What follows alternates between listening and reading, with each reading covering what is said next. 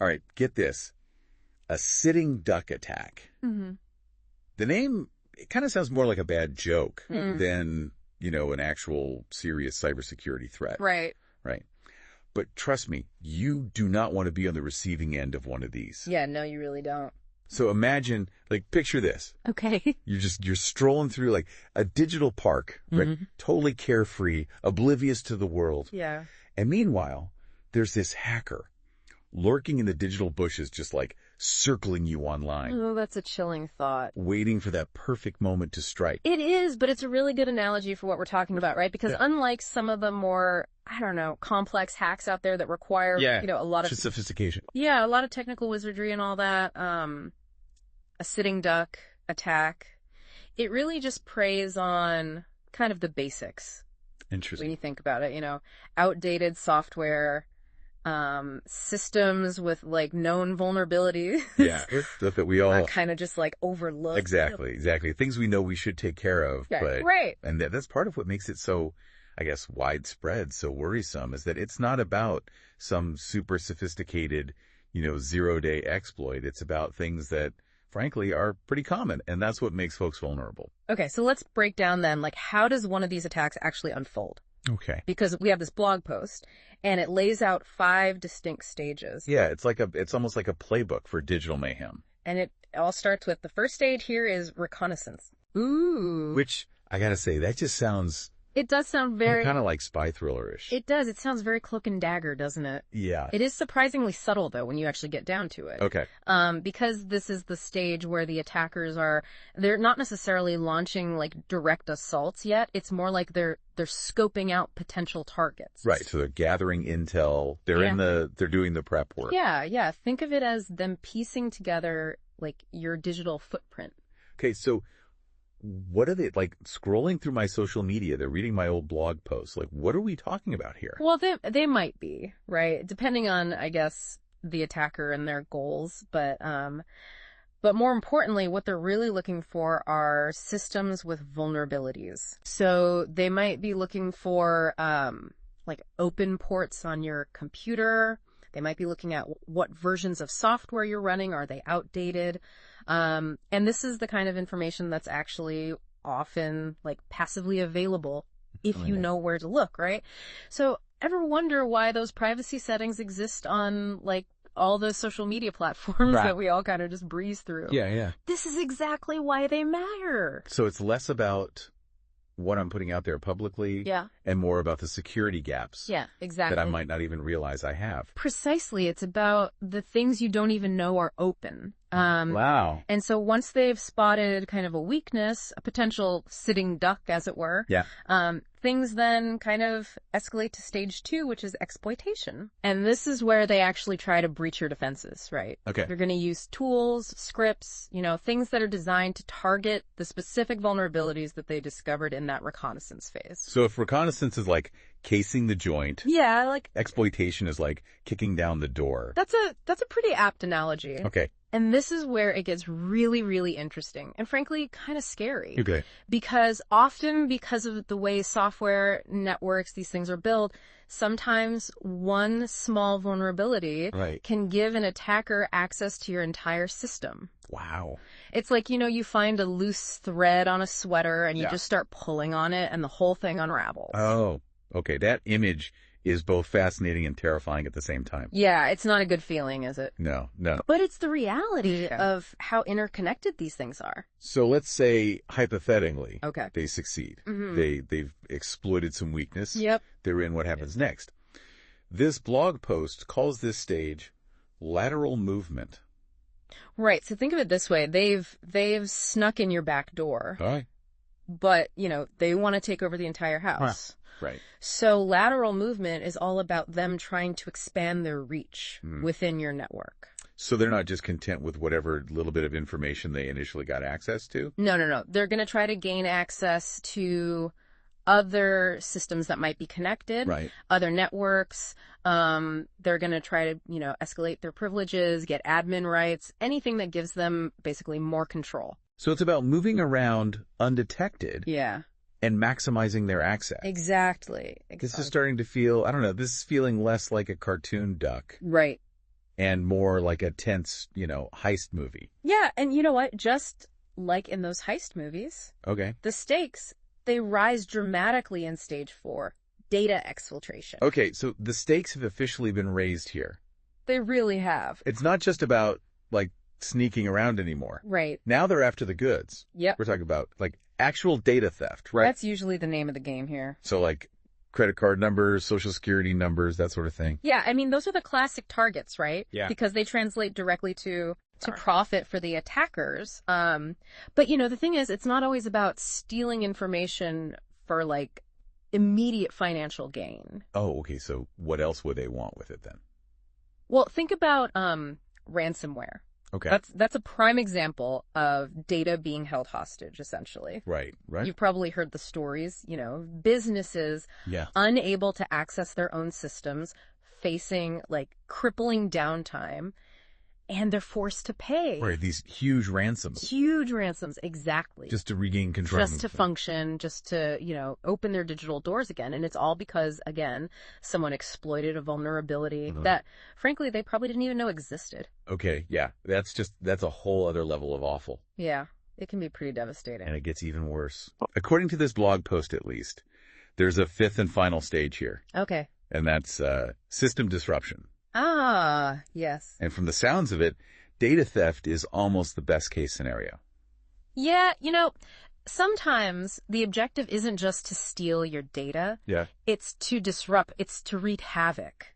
Really? Think about like crucial systems, like suddenly shutting down data corrupted beyond repair, entire operations just thrown into disarray. So we're talking like hospitals can't access patient records. Potentially, yeah. Power grids going dark, like... Those are sort of the, I guess, the worst case scenarios, the doomsday scenarios, but yeah.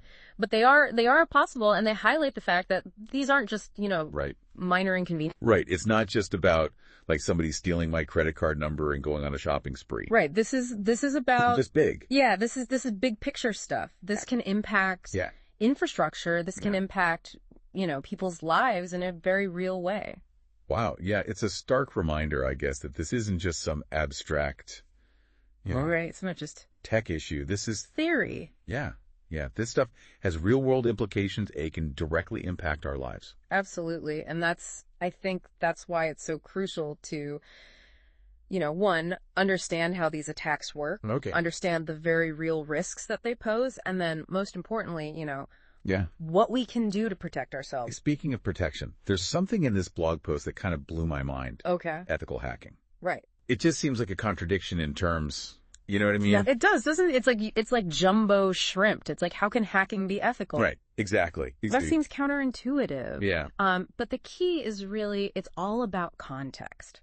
Okay. So ethical hackers, they're the good guys. Okay. Right? They're operating on the right side of the law.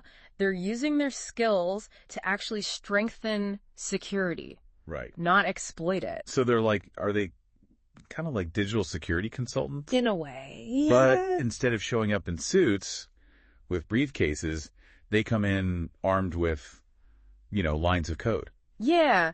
That's one way to look at it. And in fact, a lot of what they do is very similar to what a security consultant might do. Okay. Think about it. A security consultant might physically test a building's security. Okay. They'll check for weak points. They'll test the locks. They'll see if they can bypass the alarm system. Right. Ethical hackers, they do the same thing, but they do it with networks and systems. Right. They're probing for vulnerabilities. They're looking for those weak points. But here's the crucial difference. They're doing it with permission. They're hired by organizations to find and report those weaknesses before the bad guys can exploit them. Okay, that makes a lot more sense. Right, so it's all on the up and up. It's all above board. They're not just like randomly Exactly. breaking into places and then, Exactly. It's not a free-for-all. Okay, so you've cleared up that whole ethical hacking thing for me. I appreciate that. Sure. But do you have any real world examples of this in action? Absolutely, yeah. Because I'm still trying to wrap my head around the concept. Yeah. No, I get it. So this article actually mentions this really fascinating case involving a security researcher named Chris Vickery. Okay. And he's gained quite a reputation for this. He's uncovered these huge publicly exposed databases online. What? Things like, I'm talking customer information, financial records, even in some cases sensitive medical data, all just sitting there, totally unprotected. Wow. Like a sitting duck. That's scary. It is scary. So what does he do? I mean, when he finds these vulnerabilities, does he just like sound the alarm? Like what happens? That's exactly what he does. So he's a perfect example of an ethical hacker. Okay. He documents the vulnerability. He gathers enough evidence to prove, like, this is sensitive data. And then he immediately contacts the company or the organization responsible and gives them a chance to secure their data before it falls into the wrong hands. So he's not just identifying the problem. He's actively working to prevent a potential disaster. Exactly. I mean, you can almost think of it like he's spotted a crack in a dam. Okay, yeah. And he's alerting everyone downstream, Right. before it bursts. Get out of the way. Exactly. Get everyone to safety. This is serious stuff. It is. It really is. And, Chris Vickery's work, I think, really highlights just how crucial ethical hacking is in this, digital landscape, because it's about proactive security. Right. It's about staying one step ahead of the bad guys. So we've got these digital white knights out there, fighting the good fight, which is reassuring and all. But it still kind of begs the question, like, what about us? Right. What can we just, everyday users, what can we do to protect ourselves from becoming sitting ducks? Yeah. Because honestly, it's a little overwhelming when you start thinking about all the ways we could be vulnerable online. It's true. It can feel like a losing battle sometimes. Yeah. But the good news is a lot of it really does boil down to some fairly simple, proactive steps. Okay. It's about, layering those defenses, making yourself a less appealing target. Okay, good, because I need some actionable advice here. All right, well, let's do it. The blog post lists 6, key mitigation strategies. Oh, okay. So let's break those down, starting with the first one here. Regular software updates and patches. And I have a confession to make. I am so guilty of ignoring those update reminders, more often than I should. Oh, you're in good company. Really? Oh, yeah, we've all been there. It's so easy to just dismiss those pop-ups, especially when you're busy. Yeah. But those updates, they often contain really crucial security patches. Okay. So think of it like this. It's like getting the latest security system upgrades, but for your digital life. Okay. All right. So each update is essentially like closing a potential loophole. Essentially, yeah. That could make me a sitting duck. That's a good way to put it, yeah. Okay. All right. I'm not ignoring those reminders anymore. That's it. Good. I like to hear that. I'm setting reminders. The works. Excellent. Okay. So what about this next one? Robust access controls. That sounds pretty serious. It sounds very official, doesn't it? But really what it boils down to is, make it difficult for unauthorized access. So stronger passwords, that sort of thing. Strong passwords, yes, and unique passwords. Oh, right, because I use the same one for everything. Don't tell me that. I'm kidding. Oh, okay, good. Don't scare me like that. Well, I know better. Okay, good.